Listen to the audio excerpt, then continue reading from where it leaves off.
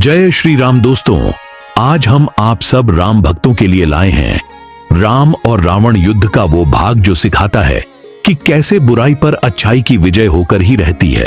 तो आप भी अगर राम भक्त हैं तो इस वीडियो को ज्यादा से ज्यादा शेयर कर दीजिए, साथ ही चैनल को सब्सक्राइब करना बिल्कुल न भूलें। तो चलिए शुरुआत करते हैं इस वीडियो की। माता सीता का हरण कर रावण ने लंका में अशोक वाटिका में उन्हें बंदी बनाकर रखने के बाद अपने बल और सत्ता का प्रदर्शन किया। उसने सीता को विवश करने की कई कोशिशें की, लेकिन सीता ने राम के प्रति अपनी निष्ठा बनाए रखी। दूसरी तरफ भगवान राम ने सीता को मुक्त कराने और रावण के अधर्म का अंत करने का संकल्प लिया। वानर राज सुग्रीव और हनुमान की सहायता से राम ने एक विशाल सेना बनाई। समुद्र पर सेतु का निर्माण करके राम, लक्ष्मण और वानर सेना लंका पहुंचे। रावण ने जब राम के लंका आगमन की सूचना सुनी तो वो क्रोधित हो गया। रावण के भाई विभीषण ने उसे समझाने की बहुत कोशिश की। भाई, राम केवल एक मानव नहीं, वे धर्म और सत्य के प्रतीक हैं। माता सीता को वापस कर दो और इस युद्ध को टाल दो। लेकिन रावण अपने अभिमान में डूबा हुआ था। उसने विभीषण को लंका से निकाल दिया और विभीषण राम के पक्ष में आ गए। युद्ध से पहले राम ने रावण को शांति का प्रस्ताव दिया। राम चाहते थे कि रक्तपात से बचा जा सके और रावण अपनी गलती को सुधार ले। रावण के दरबार में राम का संदेश वानर राजदूत अंगद के माध्यम से पहुंचा। हे लंकेश, भगवान राम ने तुम्हें एक आखिरी मौका दिया है। सीता माता को सम्मान पूर्वक लौटाओ और क्षमा मांग लो। राम, वो वनवासी साधारण सा मानव मेरा क्या कर लेगा? मैं दशानन हूं, मुझे कोई पराजित नहीं कर सकता। तुम्हारा अभिमान ही तुम्हारी पराजय का कारण बनेगा। भगवान राम धर्म और सत्य के प्रतीक हैं। अब भी समय है, अधर्म का त्याग करो। लेकिन रावण ने गुस्से में अंगद को दरबार से निकालने का आदेश दे दिया। बातचीत असफल रही और युद्ध अनिवार्य हो गया। युद्ध शुरू हुआ और दोनों सेनाओं ने भीषण संग्राम किया। राम और रावण की सेनाएं आमने सामने थीं। वानर सेना उत्साह से भरी हुई थी, जबकि रावण की राक्षस सेना क्रूरता और बल से भरी थी। युद्ध के पहले दिन दोनों पक्षों ने अपनी अपनी शक्ति का प्रदर्शन किया। वानरों ने पत्थर और पेड़ों का उपयोग किया, जबकि राक्षसों ने अस्त्र शस्त्र और मायावी शक्तियां प्रयोग की।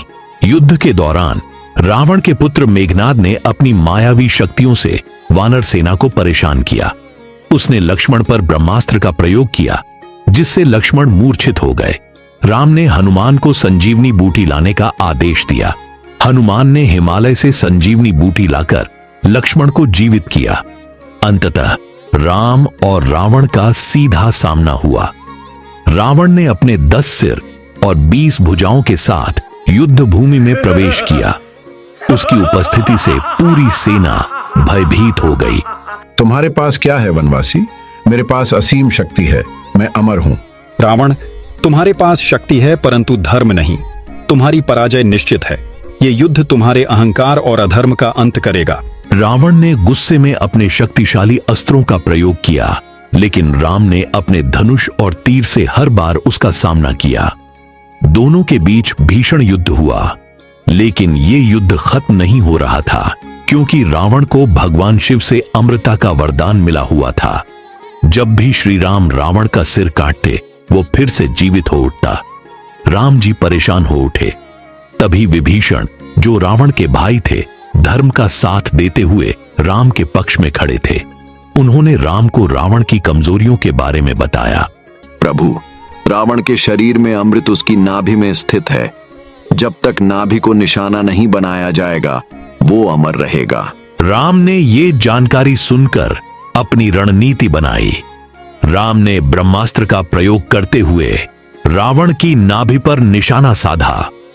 तीर सीधा नाभि में जाकर लगा और रावण का अंत हो गया। मरते समय रावण ने राम से कहा, तुमने मुझे पराजित किया राम। अब मुझे समझ में आया कि शक्ति से बड़ा धर्म और सत्य होता है। मैं अपने पापों के लिए क्षमा मांगता हूं। रावण, तुम एक महान विद्वान थे, लेकिन तुम्हारा अभिमान तुम्हें विनाश की ओर ले गया।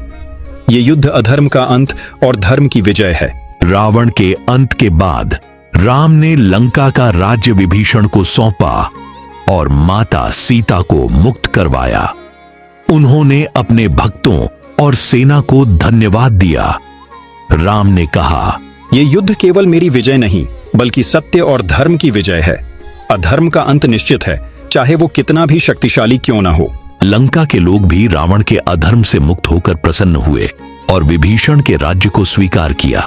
राम और रावण के युद्ध की कहानी हमें ये सिखाती है कि अहंकार और अधर्म चाहे कितना भी बलशाली क्यों ना हो, सत्य और धर्म के आगे झुकना ही पड़ता है।